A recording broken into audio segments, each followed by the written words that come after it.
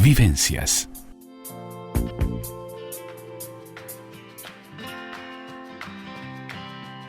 Niré te cuenta. La columna de Niré Collazo en Vivencias.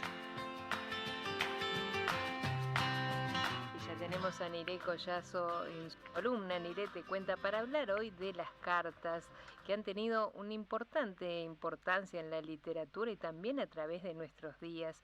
Y si me permitís, antes de darte la bienvenida, ¿cómo estás? Buenas tardes, Niré. Buenas tardes. Quisiera empezar con algo para que después ya nos empieces a compartir lo que pensás y qué ha pasado con las cartas, pero quiero compartir un texto que me parece muy acorde a lo que vamos a hablar, que es de Teresa, la escritora Teresa Calderón, que dice: eran cartas con borrones, con manchas de supuestas lágrimas, letra temblorosa y quebrada, nada era instantáneo, una carta era escrita a máquina, se consideraba una falta de educación. Y existía toda una infraestructura especial, el papel de la carta intercambiable por hojas de colores, el lápiz, el tipo de sobre con figuras semejantes al papel, la hermosa estampilla, el abrecartas, el correo, el buzón o el envío simple o certificado. Y creo que aquí ponemos a la carta sobre la mesa. ¿Qué te parece a ti, Niré? Está buenísimo porque en ese texto resume todo lo que rodea a la carta o hacia una carta, ¿no? El sello, el correo, bueno. Sí. Claro, lo que pasa es que si nos vamos atrás en el tiempo, las cartas tenían protagonismo. Yo hoy andaba pensando, porque yo he preparado un material para hoy que tiene mucho que ver con las cartas en la literatura infantil, pero siempre digo que la literatura es una sola, entonces también las cartas en la literatura en general y las cartas en nuestra vida, en realidad. Nuestra vida también. Claro. Sí. Es que de alguna manera nos han marcado, pero han cambiado, y entonces veremos a ver cómo ha sido su evolución y cuál ha sido su importancia en nuestros días. Y bueno, por ejemplo, en la literatura infantil y juvenil, por ejemplo, en la actual, la carta, el género epistolar, tiene plena vigencia como medio de comunicación, aunque parezca raro. Claro. Mirá que estoy diciendo, tiene plena vigencia, y como procedimiento narrativo, que ayuda en la construcción de las historias y las hacen más creíbles. Otros valores y ventajas de lo epistolar es que favorece la comprensión del relato, la participación del lector en la reconstrucción del texto o el contacto con realidades subjetivas y objetivas. Y a partir del análisis de algunos títulos de la literatura infantil y juvenil, es que nosotros vamos a encarar esta tarde de hoy de las cartas, pero yo te decía, o sea, ¿qué pasa con las cartas? ¿Por qué esto dice que tiene plena vigencia? Porque la carta todavía se da como género epistolar en el programa de primaria. Ah, mira. Claro, increíble, pero cierto. Y se les manda a escribir una carta a los chicos con la fecha, con el encabezado. A ver, recordemos que es el género epistolar, porque, o sea, los que ya hemos escrito alguna carta, pero supongo que si hay alguien que es de esta época y escribe por email, no sé si tiene mucha idea. A ver. Bueno, lo que pasa es que tenemos la carta, la presencia del epistolar, que se puede analizar desde tres perspectivas. La carta como tema o motivo argumental, la carta como recurso narrativo, que está buenísimo, que ahora vamos a ver, o la carta como género, que son obras totalmente epistolares. La carta como género lo que tiene son implicaciones narrativas y de construcción del relato por parte del lector. Por ejemplo, en la carta como género, porque en realidad el género epistolar no es un género en sí mismo, dicen los que saben mucho más que yo, ¿no? Pero como procedimiento para contar una historia, combinado con otros recursos, tiene una abundante presencia en la narrativa. Y se encuentran ejemplos en toda clase de obras, desde las más sencillas hasta el día de hoy, yo me puse a pensar hoy, digo, a ver, ¿qué autor contemporáneo nuestro que el oyente pueda asociar enseguida con las cartas? y enseguida me vino a la cabeza las cartas a Nicolás o las cartas que nunca llegaron de Mauricio Rosenkopf, ¿verdad? Maravilloso. Sí. Claro, y que es increíble, pero también me acordé históricamente, yendo para atrás, de las cartas que Manuelita le escribía a San Martín, al prócer. Y hay todo un material maravilloso de las cartas de Manuelita, una mujer, ¿no?, que también era una guerrilla mujer, luchadora. Y después, en las cartas también, aparece, creo que en todos los autores, en algún momento, los autores, los de antes y los de ahora, hacen referencia a alguna carta. Porque las cartas lo que hacen a veces es o un género epistolar exclusivamente a través de cartas. Por ejemplo, hay un ejemplo de una historia que no es una historia en sí mismo, sino que simplemente es el viaje de un cartero, es el viaje de un cartero que va llevando las cartas a las casas correspondientes, ¿no? Pero entre esas cartas no hay una unidad, no hay un hilo conductor en la historia. ¿Cuál es el hilo conductor? La historia del cartero, que viaja desde el correo hasta la última casa. Pero la carta es el pretexto para enhebrar esa historia, las cartas, ¿no? Que son diferentes, ¿no? Ahora yo le pregunto a los oyentes, sobre todo los de mi edad, porque capaz que los muy jóvenes no han recibido nunca una carta, sí la han tenido que escribir a través de lo curricular, a través del liceo o la escuela, pero ¿quién no ha recibido una carta? Hoy, por ejemplo, yo puse en las redes esto de las cartas de hoy, y Rocío Meloni, que creo que nos está escuchando desde Salto, me dijo, fíjate que yo estaba en Salto y él en Montevideo durante 4 años de noviazgo mediante cartas. Así que imagínate esa mujer y ese chico, adolescentes, ¿cómo esperarían las cartas? Claro, es que hoy por hoy tenemos que los celulares, computadoras, se han ido sustituyendo de alguna manera, las cartas llegan por email.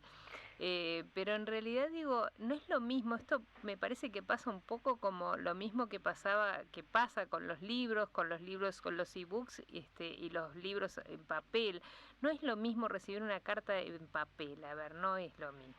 Mira, yo te voy a ¿Cuál es la diferencia? A ver si le vemos alguna diferencia. Yo le veo la diferencia, ¿sabes?, en la gran carga emocional, porque, por ejemplo, te voy a contar una anécdota. Yo una vez conocí a un escritor argentino en la Feria del Libro de acá, cuando se hacía en el LATU, te estoy hablando de hace muchos años, y yo quedé en mandarle un fax, porque los mails todavía no estaban, un fax. Y me pareció como medio frío el fax. Entonces dije, le voy a escribir una carta. Y le mandé la carta, ¿no?, del libro, porque él me pidió que le hiciera un comentario desde el punto de vista de la literatura infantil, un libro que él había presentado acá. Que también, increíblemente, yo descubrí, y él sin conocerme y sin saber mi nombre, que la protagonista de su historia era mi nombre al revés. Y que además había cantidad de conexiones en la historia con mi vida, ¿no? O sea, eso, paréntesis aparte. Pero yo le mando la carta, e inclusive se la escribí en papel amarillo, ¿viste esas hojas que venden de colores? Y se la mandé a la redacción del diario donde él trabajaba en Buenos Aires. Al poco tiempo, yo recibo una carta de él y me dijo, me extrañó tanto recibir una carta de puño y letra que fue la única que abrí, porque todos los mensajes son faxes. Y entonces yo prácticamente ni los leo, me los leen y yo, bueno, voy descartando. Pero me llamó mucho la atención que la carta estuviera a puño y letra y ni siquiera a máquina, como tú decías hoy, ¿no? La máquina de escribir era una falta de respeto. Era en aquel momento, aparte la letra manuscrita también habla tanto de nosotros, dice tanto de nuestra personalidad, ¿no?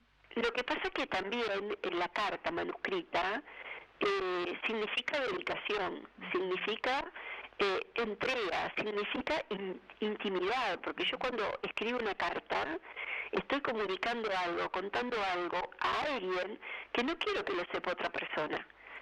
Y además la confidencialidad de la carta es sagrada, porque es como violar, o sea... Pero estoy pensando a través de la historia, a través de cartas. Ayer en el programa, justo unas cartas que a través de las que vimos la vida de Mahler, del músico, con una de sus parejas, y a través de esas cartas supimos de su vida. O sea, como decís tú, es muy personal, pero podemos llegar a saber tantas cosas, ¿no? Sí, lo que pasa es que esa gente que escribió las cartas nunca se imaginó, o sea, el que escribe una carta a un amigo, a una amiga, a un familiar, no quiere que lo lea nadie más que esa persona que abre el sobre, porque yo me acuerdo que cuando llegaba una carta a mi casa y decía señor Deodoro Collazo, que era mi padre, a nadie se le ocurrió abrir ese sobre, a nadie, o sea, ni siquiera a mi madre ni a nadie, o sea, era como violar la intimidad. Sí, bueno, yo creo que hasta el día de hoy, y bueno, esa es la gran diferencia con los mails, que los lee todo el mundo, que lo abren, o sea, es muy difícil hoy día mantener una comunicación secreta, entre comillas, con otra persona, es muy difícil. Entonces, una de las maneras más seguras es volver a escribir cartas. Nire, tenemos que hacer una breve pausa, pero me gustaría irnos con una pregunta, y es respecto a la gente joven, ¿no? ¿Qué recomendación, qué libros le recomendarías para que tengan que ver con estas cartas, con esta literatura infantil, y también para que se animen a escribir, no solo cartas, sino también capaz que es un comienzo de escritura y es bueno recomendarlo? Si te parece, lo hacemos después de la pausa. Perfecto, lo hacemos.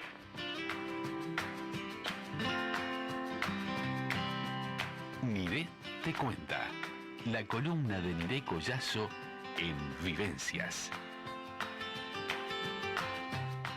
Nos fuimos, Nire, con una pregunta, ¿no? ¿Cómo motivar a los jóvenes para que continúen escribiendo cartas o para que comiencen a escribirla? ¿Qué recomendación, qué libros que tengan que ver con estas cartas referidos a literatura infantil podés recomendarnos? Bueno, por ejemplo, yo anduve investigando ahí en la literatura europea y española, bueno, española europea, ¿no? Y pensando uno que hay libros sobre cartas que son solamente para adolescentes, porque uno asocia mucho con la etapa del amor la carta también, ¿no? De los primeros amores, del secreto, de la escondida, de te mando una carta, me mandas otra, a veces a través de una amiga, ni siquiera del correo. Y entonces también hay cartas para la primera infancia, ¿no? Por ejemplo, cito un libro que se llama Una carta para Marta, que es de Mercedes Escardó, donde se plantea una historia que es la de una niña, Marta, que lo único que espera es una carta y desea recibirla. Una carta que no importa la forma, no importa la procedencia, ella lo que quiere es recibir una carta. Eso nos pasa con muchos niños, que a veces jugamos y yo quiero recibir una carta. ¿Y qué querés? O cuando hacemos la carta a Papá Noel, ¿no? Que la ilusión de la carta con Papá Noel todavía existe. O de los Reyes, que esas o de los Reyes. Creo que los niños siguen escribiendo todavía. Sí, ves, a través de eso, de la carta de los Reyes o la carta a Papá Noel, pero en ese caso es para pedir cosas, ¿no? Que en general el adulto le canjea, dice, bueno, te trae si tú te portas bien de acá a diciembre, te trae, o sea, usan la carta, ¿no? Después está también para la primera infancia las cartas de Kika, que la carta de Kika tiene un motivo argumental y un procedimiento narrativo, y las cartas se incluyen en la historia. A veces hay cuentos que son solo cartas, pero a veces hay cuentos que tienen inserta una carta, y eso también hace un corte narrativo muy atractivo. Pero voy a nombrar a un escritor francés que es muy conocido a nivel pedagógico, y bueno, que si hay docentes que están escuchando, enseguida me dicen, ay, sí, lo conozco, o leí algo, que es el escritor francés Daniel Pennac, donde siempre aparece una frase de él escrita en algún lugar, que escribió un relato para adolescentes que se llama La Agencia Babel.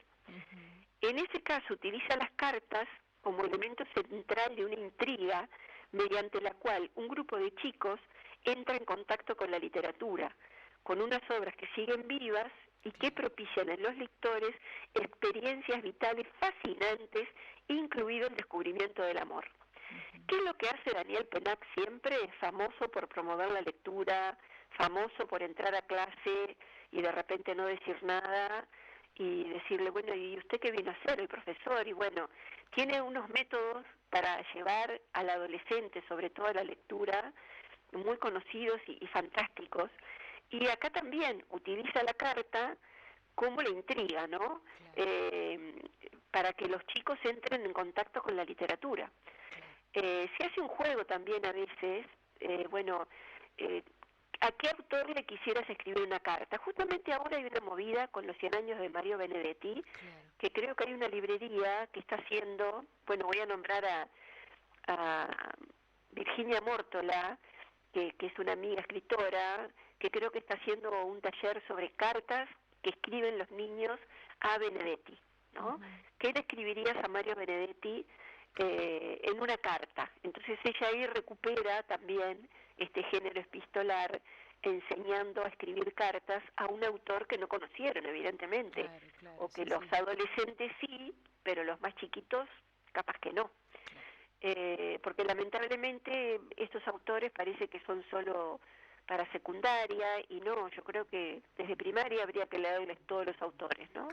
Como se hacían en las épocas, ¿te acordás de que los niños escuchaban Rousseau, Montesquieu? No digo tanto, pero sí escuchar a los grandes autores desde la infancia está buenísimo. Y también les podría recomendar a Kipling, que es un clásico, que tiene una historia que se llama ¿Cómo se escribió la primera carta? ¿Ah? Y después hay una autora que a mí me encanta, a Kristin Nostringer, que escribe Querida Susie, también, ¿no? O el mismo Daniel Pennack, que escribe Increíble Canco. O sea, todos los autores han escrito cartas, todos. Y yo creo que siguen escribiendo porque es un género que nos permite también contar desde lo íntimo, contar en primera persona, o no, pero el que escribe es el protagonista en definitiva, aunque yo esté contando la historia de otro, de lo que pasó, de otra persona, y siempre en la carta está lo subjetivo. Para mí lo más subjetivo de la literatura es el género epistolar, porque todo lo demás nosotros lo ficcionamos bastante, aunque una carta, si la pensamos como escritura, también la podemos ficcionar. Pero siempre está contando algo. Por ejemplo, en un libro hay un recurso que se usa, por ejemplo, ¿cómo se llama el libro? Querido Nadie, se llama el libro, que es de una británica, de Beverly Doherty, que lo que hace la carta, a través de cartas, una adolescente escribe sobre su embarazo. Es una narración en primera persona que la hace el joven Chris, donde incluye las cartas de Helen que dirige a su futuro hijo. Esa adolescente escribe cartas a su futuro hijo. Fíjate tú que es impresionantemente fuerte este tema, porque es una adolescente que no quieren que sepa que está embarazada. Pero sin embargo ella hace su catarsis escribiendo a su futuro hijo, ¿no? Y bueno, son cartas que van durante todo el relato y es bueno de leer eso, ¿no? Después tenemos a Queridísimo Papá, otra historia que es de Juan Clemente Gómez, que lo que hace es abordar problemas familiares desde la óptica de su protagonista, que se llama Alicia. Entonces Alicia cuenta las reacciones de sus padres, por ejemplo, ¿no? Que yo lo veo a las cartas también muy asociadas a los diarios íntimos de, sobre todo las nenas, porque los varones creo que no son tan de escribir diarios íntimos, aunque podrían escribirlos y está bien que lo hagan, pero es algo que siempre se asocia con las chicas, ¿no? El tema del diario íntimo, el candadito, donde ellas también, a través de este género epistolar, van contando su día, porque lo que hacen es, querido diario, y ahí no me puedo olvidar de nombrar a Ana Frank. Fíjate tú, que además del diario de Ana Frank, que es un diario, hay otro libro que se llama Las cartas de Ana Frank, que es muy poco conocido ese libro, que creo que tiene pocas cartas, que son cartas que ella escribía, que no es el diario.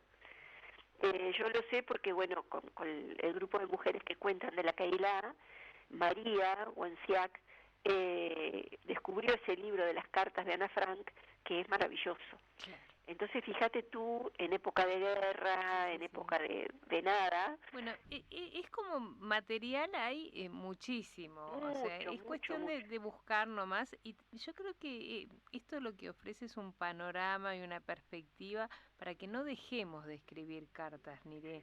De alguna manera, si no podemos volver a las manuscritas, que se puede volver porque los carteros todavía existen, pero bueno, por lo menos mantenernos con las cartas vía mail. ¿Sabés cuál es el éxito de la carta todavía? A ver. Porque es una de las formas de lengua escrita la más cercana a la lengua oral. Claro. Y por tanto conserva y reproduce el mayor número de rasgos propios de la lengua oral, que es lo que nos está haciendo falta. Claro. Porque los mails, los WhatsApp, están muy buenos porque nos tenemos que adaptar, pero no tiene la misma carga emocional y de tiempo dedicado a escribir, o sea, son más inmediatos. La carta yo me siento y la escribo, y puede ser 1 hoja, 2 hojas, 3 hojas, 5 hojas de carta, porque ha habido ejemplos en la historia.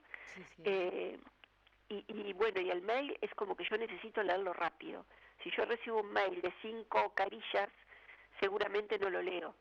Claro. ¿No? Sí, son otros tiempos y estamos hablando de otras cosas. Se nos fueron los minutos, un placer, Niré, como siempre, como todos los jueves, recibirte, y un tema muy lindo que creo que nos dejas deberes para hacer con todos estos escritores que nos has dejado en el día de hoy, que tenemos un material inmenso para consultar. Si quieren la bibliografía, después alguna escucha, yo se las envío. Perfecto. No hay problema por escrito. Bárbaro. Porque a veces tanto nombre nuevo, viste, que al final como que no nos queda nada, pero yo la puedo publicar, viste, no hay problema. Yo cualquier igual mensaje te lo hago llegar, y si no, se comunican directamente contigo y se los pasás. Sí, perfecto. Bueno, yo agradecida el espacio, y el tema de las cartas me emociona porque yo también recibí cartas de amor y esperaba al cartero, no sabés, con el corazón en la mano, en la boca. Bueno, qué lindo, qué lindo eso que contás. Eso es muy valioso y es un recuerdo que queda en nosotros. Muchísimas gracias, Niré. Te tengo que dejar porque tengo que ir a la pausa. Nos vemos. Chau. Vivencias.